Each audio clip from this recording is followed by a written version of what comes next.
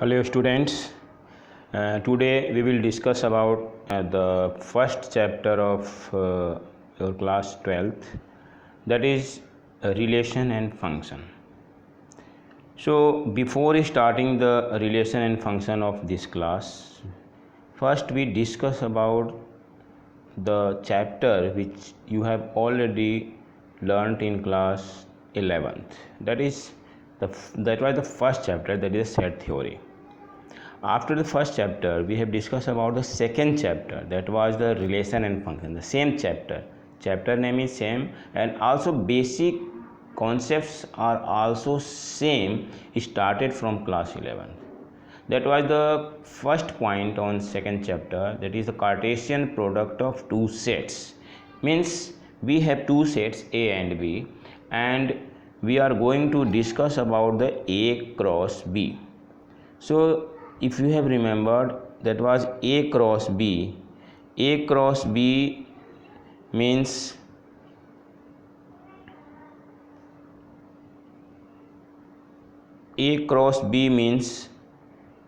I am just try to recall you here. A cross B was an ordered pair, A cross B, that was in curly bracket x comma y such that, मैं ऊपर लिख दे रहा हूँ, x belongs to A and y belongs to B. Means हम एक एक element लेते थे, एक सेट A का और उसके सेट B के हर एलिमेंट के साथ ऑर्डर पेयर बनाते थे. फिर एक A का दूसरा एलिमेंट लिया, B के हर एक एलिमेंट के साथ ऑर्डर पेयर बनाते थे. तो इस तरह से हमें A क्रॉस B मिल जाता था. A क्रॉस B मिलने के बाद हम A क्रॉस B मिलने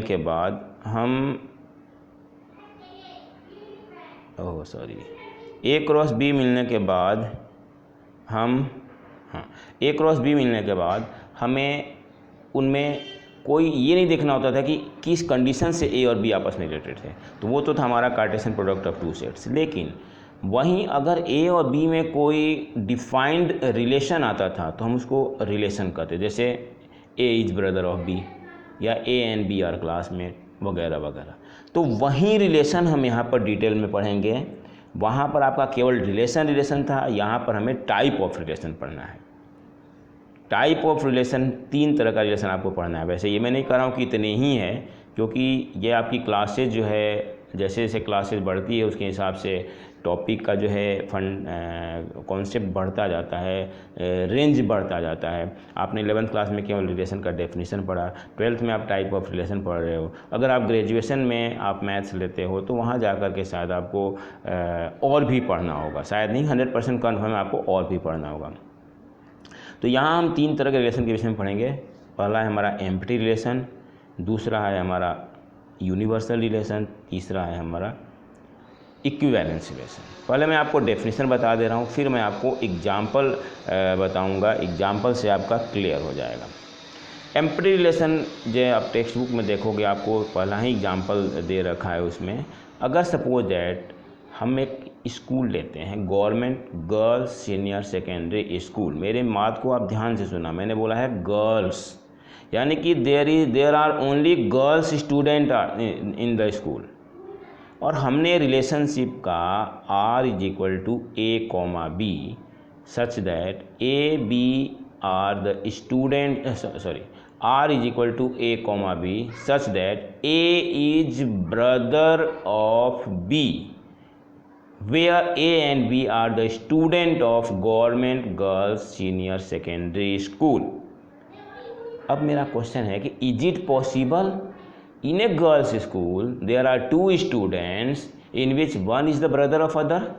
No, not possible, because all are the girls there, so that may be the sisters of one another. But brother वाला रिलेशनशिप उसमें डिफाइंड ही नहीं, ब्रदर वाला रिलेशनशिप उसके में एग्जिस्ट ही नहीं करेगा. तो ऐसा स्टेटमेंट जो रिलेशनशिप तो बताता है, लेकिन अगर उस सेट में मिलता नहीं है, उसको हम एम्प्टी रिलेशन कहते हैं. उसी क्वेश्चन में मैं आपको एग्जांपल दूं कि A, B where A and B are schoolmates. तो उसमें स्कूल के सारे स्टूडेंट का जो ऑर्डर पेयर होगा वो सबका सब आ जाएगा। तो हम इसको कहते हैं यूनिवर्सल रिलेशन। क्या होता है यूनिवर्सल रिलेशन? यानी a relation R in a set A is called universal relation if each element of set A is related to every element of set A. मतलब हमने स्कूल के अंदर से एक स्टूडेंट को पकड़ लिया, अब चाहे वो बाकी स्टूडेंट क्लास अलग अलग ही क्यों ना हो, they are not classmate but all are schoolmate ना।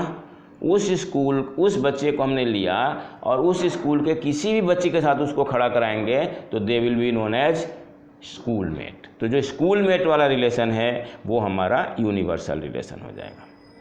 तीसरा हमारा है रिलेशन में इक्विवेलेंस रिलेशन। इक्विवेलेंस रिलेशन होने के लिए आपके पास 3 कंडीशन है। कोई भी रिलेशन अगर रिफ्लेक्सिव है, सिमेट्रिक है और ट्रांजिटिव, अगर तीनों है तभी वो यूनिवर्सल रिलेशन होगा, वो इक्विवेलेंस रिलेशन होगा। यानी a relation R in a set A is said to be an equivalence relation if R is reflexive, symmetric and transitive. अब एक क्वेश्चन आपके माइंड में आ रहा होगा कि सर ने तो ए क्रॉस बी की बात की और यहाँ ए क्रॉस ए ले रहे हैं केवल। एक्चुअल में क्या है, मोस्टली रिलेशन जो है एक अगर हम यूनिवर्सल सेट लेते हैं, बड़े सेट लेते हैं, तो उसमें बहुत सारे रिलेशन आपस में ही हो जाता है। तो हम यहाँ पर ए क्रॉस ए की बात कर रहे हैं। ऐसा नहीं है कि केवल ए क्रॉस ए ही होता है, ए क्रॉस बी भी हो सकता है, ए क्रॉस डी भी हो सकता है, लेकिन यहाँ हम बात कर रहे हैं सेल्फ रिलेशन की, जिसको हम बोलते हैं सेल्फ रिलेशन। उस पर हम बात कर रहे हैं। एक ही सेट हमने ए लिया, उसमें से हम बहुत सारे ऑर्डर पेयर बना लिए, फिर एक हम उसमें से सेट उठाए और हमें चेक करना है कि वो इक्विवेलेंस रिलेशन है या नहीं है। इसके लिए हम देखेंगे कि क्या वो रिफ्लेक्सिव है। तो रिफ्लेक्सिव के लिए ऑर्डर पेयर का दोनों एलिमेंट सेम होना चाहिए। क्या वो सिमेट्रिक है? सिमेट्रिक होने के लिए उस सेट के अंदर अगर ए बी है तो बी ए भी होना चाहिए। यानी कि if Ram is the friend of Mohan then Mohan will also be friend of Ram, ये होता भी है। और ट्रांजिटिव के लिए है कि if A is related to B and B is related to C then A will also be related to C. Means अगर Ram is the friend of Mohan, Mohan is friend of Sohan, then Ram will also the friend of Sohan. जिसको आप कहते हो ना कि दोस्त का दोस्त दोस्त होता है, मैं उसी की बात कर रहा हूँ। तो ऐसे रिलेशन जिसमें ए बी भी है, बी सी भी है और अगर ए सी भी हो गया तो हम उसको इक्विवेलेंस रिलेशन कहेंगे। लेकिन एक चीज़ ध्यान रखना, ए बी है और अगर बी सी नहीं है तो हम ए सी को नहीं ढूंढेंगे। अब मैं आपको एग्जाम्पल बता रहा हूँ, फंक्शन चलने से पहले मैं आपको एग्जाम्पल बता रहा हूँ। एग्जाम्पल जब आप कर लोगे तभी आपका क्लियर होगा कि रिलेशन रिफ्लेक्सिव कौन सा होता है, सिमेट्रिक कौन सा होता है और ट्रांजिटिव कौन सा होता है। अब देखो आपके सामने डेफिनीशन है। सबसे पहले a relation R in a set A is said to be equivalence if R is reflexive, symmetric and transitive. ये आपकी टेक्स्ट बुक का क्वेश्चन है, मैं एग्जाम्पल के लिए आपको समझा रहा हूँ। ये तो डेफिनीशन हो गया। अब यहाँ पर एग्जाम्पल है। सपोज दैट हमारे पास एक एग्जाम्पल है जिसमें है T be the set of all triangles in a plane. मतलब एक प्लेन के अंदर बहुत सारे ट्रायंगल्स हैं और आर हमने एक रिलेशन लिया है। उसमें आर रिलेशन जो है वो एक डिफाइंड रिलेशन होता है। अब जैसे ट्रायंगल के लिए आपने कॉन्ग्रुएंसी पढ़ा होगा तो वही है ये। with R is a relation in T given by R is equal to T1 comma T2 such that T1 is congruent to T2। भाई ट्रायंगल में जो रिलेशनशिप होता है वो ब्रदर सिस्टर का नहीं होता है। हम जब ट्रायंगल के रिलेशन की बात करेंगे तो सिमिलरिटी या कॉन्ग्रुएंसी की बात करेंगे। यहाँ जो आपका रिलेशन है वो कॉन्ग्रुएंट का है। तो अगर ये आपको इमेज क्लियर नहीं आ रहा होगा तो आप अपने टेक्स्ट बुक को देख सकते हो। इमेज समझने के लिए आपको दिखाया हूँ।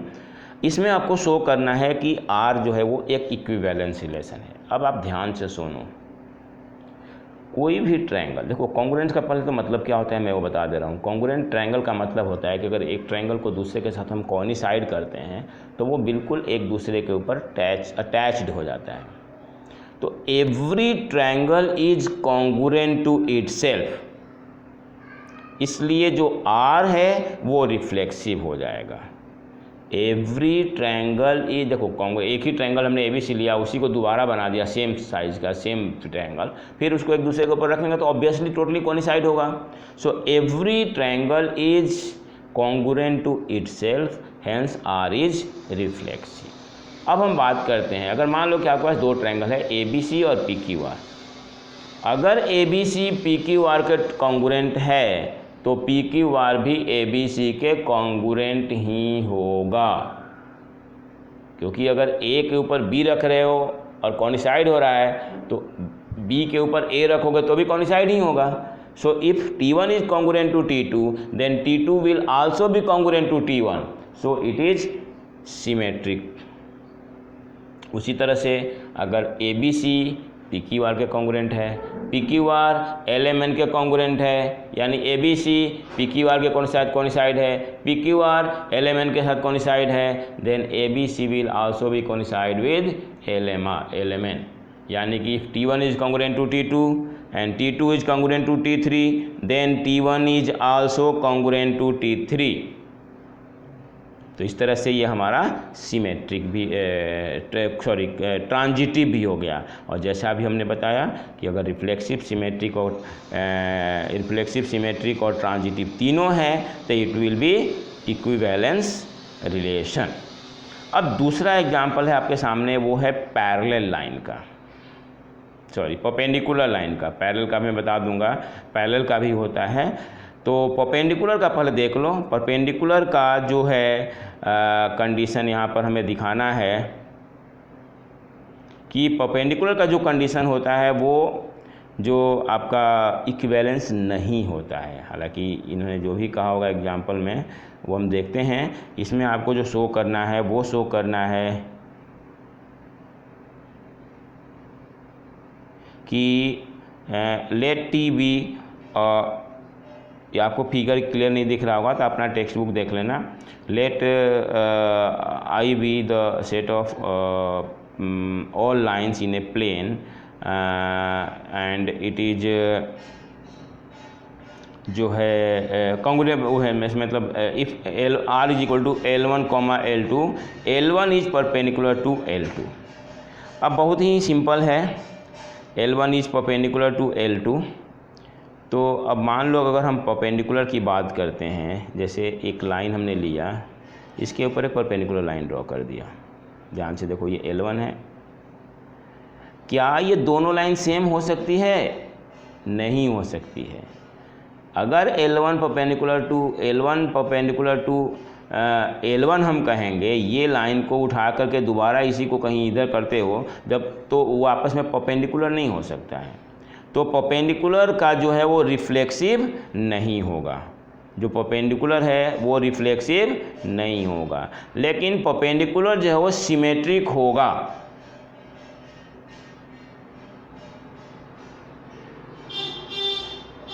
ये रिफ्लेक्सिव नहीं हुआ बट सिमेट्रिक होगा, क्योंकि देखो मान लो कि हमने ये ले लिया L1, हमने ले लिया L1, ये ले लिया L1 और कलर चेंज कर दे रहा हूँ, और इसके ऊपर हमने दूसरी लाइन ले ली, वो हमने ले ली L2। अगर L2 जो है वो L1 के ऊपर परपेंडिकुलर है, यहाँ पर बीच में 90 डिग्री का एंगल हो गया ना। अगर L1 जो है वो L2 के ऊपर परपेंडिकुलर है तो L2 भी L1 के ऊपर परपेंडिकुलर होगा। इस तरह से ये सिमेट्रिक भी हो जाएगा। ये सिमेट्रिक हो जाएगा, मतलब रिफ्लेक्सिव नहीं था लेकिन सिमेट्रिक हो जाएगा। अब मैं आपको इसमें ट्रांजिटिव बता रहा हूँ। देखो L1 परपेंडिकुलर टू L2 है और L2 जो है वो L3 के ऊपर परपेंडिकुलर है, ये हमारा L3 हो गया। यहाँ पर भी 90 डिग्री, मतलब L2 जो है L3 के ऊपर परपेंडिकुलर है, तो क्या L1 जो है वो L3 पर परपेंडिकुलर होगा? नहीं होगा, ये लाइन इसके पैरेलल होगा, क्योंकि आपको याद होगा ये दोनों का सम 90 90 180 हो जाएगा ना। और कोई इंटीरियर एंगल अगर सप्लीमेंट्री होता है तो लाइन पैरेलल होता है। तो अगर L1 is perpendicular to L2 and L2 is perpendicular to L3 then L1 is parallel to L2। यहाँ L1 जो है वो पैरेलल टू L2 हो जाएगा, लेकिन हमारा जो रिलेशन है वो परपेंडिकुलर के लिए है। तो इस तरह से ये रिलेशन जो है वो मतलब रिफ्लेक्सिव सिमेट्रिक ट्रांजिटिव नहीं हुआ। और अगर ये ट्रांजिटिव नहीं हुआ तो इसका मतलब है कि ये इक्विवेलेंस रिलेशन नहीं है। तो कोई भी रिलेशन रिफ्लेक्सिव, सिमेट्रिक और ट्रांजिटिव अगर तीनों होता है तभी हम उसको इक्विवेलेंस रिलेशन कहते हैं। एक एग्जाम्पल आपको और दे रखा है, एग्जाम्पल नंबर 4, उसमें आपको कुछ एलिमेंट्स ऑलरेडी दे रखा है। So that the relation R is equal to 1 2 R in the set 1 2 3, मतलब हमारे पास सेट जो है वो 1 2 3 है, सेट के अंदर 3 एलिमेंट है 1 2 3, और रिलेशन में है 1 1 2 2 3 3 1 2 2 3। आपको शो करना है कि ये रिफ्लेक्सिव तो है बट ना ही सिमेट्रिक है और ना ही ट्रांजिटिव है। तो ये वाले आपके लिए बहुत आसान कर दिया गया है। अब देखो आपके पास एलिमेंट 1 है, 2 है, 3 है, ढूंढ लो। अगर 1 1 2 2 और 3 3 है तो रिफ्लेक्सिव हो जाएगा, और जो कि बड़े आसानी से मुझे दिख रहा है, इसमें 1 1 भी दिख रहा है, 2 2 भी दिख रहा है और 3 3 भी दिख रहा है। तो इस तरह से हमारा जो है रिफ्लेक्सिव हो गया। लेकिन सिमेट्रिक होने के लिए आप ध्यान से देखो, इसमें 1 2 है लेकिन 2 1 नहीं है, 1 3 है लेकिन 3 1 नहीं है। तो आप कोई भी एक भी लिख देते हो। एक्चुअली में नहीं होने के लिए ना एक कंडीशन प्रूफ करना सफिशिएंट हो जाता है। अगर एक कंडीशन को भी प्रूफ कर देते हो तो हमारा हो जाएगा कि ये नहीं है सिमेट्रिक। अब ट्रांजिटिव की बात करते हैं। इसमें देखो 1 2 है, 2 3 है, 1 3 भी है, लेकिन 1 2 2 3 है लेकिन 1 3 हमारे रिलेशन के अंदर नहीं है। इसमें आपको क्लियर नहीं दिख रहा है बट टेक्स्ट बुक आप देख लेना। 1 2 है, 2 3 है, बट 1 3 आपके पास नहीं होने के चलते जो आपका रिलेशन है वो मतलब ट्रांजिटिव नहीं हुआ। और ट्रांजिटिव नहीं हुआ हमें यही प्रूफ करना था कि रिफ्लेक्सिव तो है बट सिमेट्रिक और ट्रांजिटिव दोनों में से कुछ भी नहीं है। तो इस तरह से हमारा जो है क्वेश्चंस हैं। एक क्वेश्चन मेरे को और आपको इसमें दिख रहा है, एग्जाम्पल नंबर 5। एग्जाम्पल नंबर 5 में आपको दे रखा है रिलेशन के अंदर, मतलब सेट आपका इंटीजर के ऊपर है। इंटीजर का मतलब आपको पता होगा सारे नेगेटिव नंबर, जीरो और पॉजिटिव नंबर सब कुछ आ जाता है उसके अंदर। तो अगर नेगेटिव, पॉजिटिव और कुछ भी आ जाता है, सब कुछ इसमें आ जाता है, तो अब हमें देखना है कि हमारा रिलेशन जो है इक्विवेलेंस है या नहीं, शो करना है। बेसिकली आपका इक्विवेलेंस रिलेशन होगा। अब ध्यान से देखो, इक्विवेलेंस होने के लिए पहले आपको रिफ्लेक्सिव शो करना होगा, फिर आपको सिमेट्रिक शो करना होगा, फिर आपको ट्रांजिटिव शो करना होगा। तो अब हम सबसे पहले बात करेंगे रिफ्लेक्सिव की।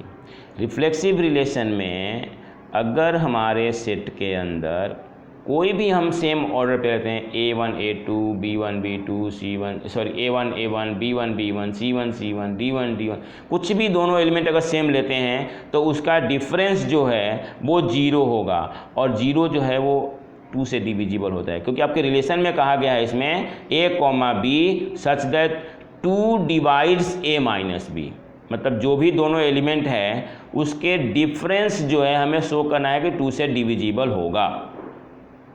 अब आप ध्यान से देखो, सॉल्व तो किया ही हुआ है, अब आप इसको ध्यान से सुनो। आपका क्वेश्चन कह रहा है कि आपका क्वेश्चन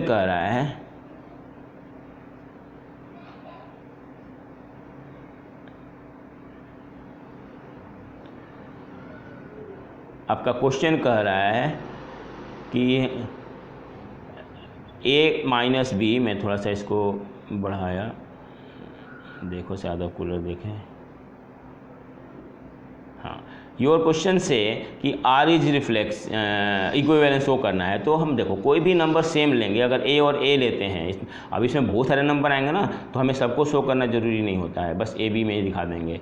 अगर हम A लेते हैं तो A माइनस A 0 होगा, और A माइनस A 0 होने का मतलब है कि जो रिलेशन है वो जो नंबर है वो 2 से डिविजिबल है, और 2 से डिविजिबल मिल गया, इसका मतलब रिफ्लेक्सिव हो गया। अब हम सिमेट्रिक की बात करें, अगर A माइनस B 2 से डिविजिबल है तो B minus A will also be divisible by 2। एक में क्वोशेंट पॉजिटिव आएगा, दूसरे में क्वोशेंट हमारा नेगेटिव आएगा। But there is no issue, if A minus B is divisible by 2 then B minus A will also. तो इस तरह से ये सिमेट्रिक भी हो गया। अब हम बात करते हैं ट्रांजिटिव के लिए। तो मान लो कि A माइनस B जो है वो 2 से डिविजिबल है, तो 2 से डिविजिबल का मतलब क्या होता है, A माइनस B हमारा इवन हो गया। और b माइनस सी भी हमारा 2 से डिविजिबल है, तो इसका मतलब वो भी इवन हो गया।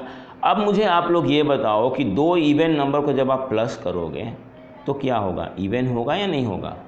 ऑब्वियसली होगा। और कोई भी इवन नंबर ऐसा नहीं है जो 2 से डिविजिबल नहीं होगा। अगर हम a माइनस बी और b माइनस सी को प्लस करेंगे तो b और b कैंसिल होकर के हमारा a माइनस सी आ जाएगा, और a माइनस सी भी हमारा एक इवन नंबर है, so that will also be divisible by 2। इसका मतलब है कि r जो है वो ट्रांजिटिव भी हो गया, और चूंकि r रिफ्लेक्सिव हो गया था, सिमेट्रिक हो गया था और ट्रांजिटिव भी हो गया, इसका मतलब है कि r हमारा इक्विवेलेंस रिलेशन है।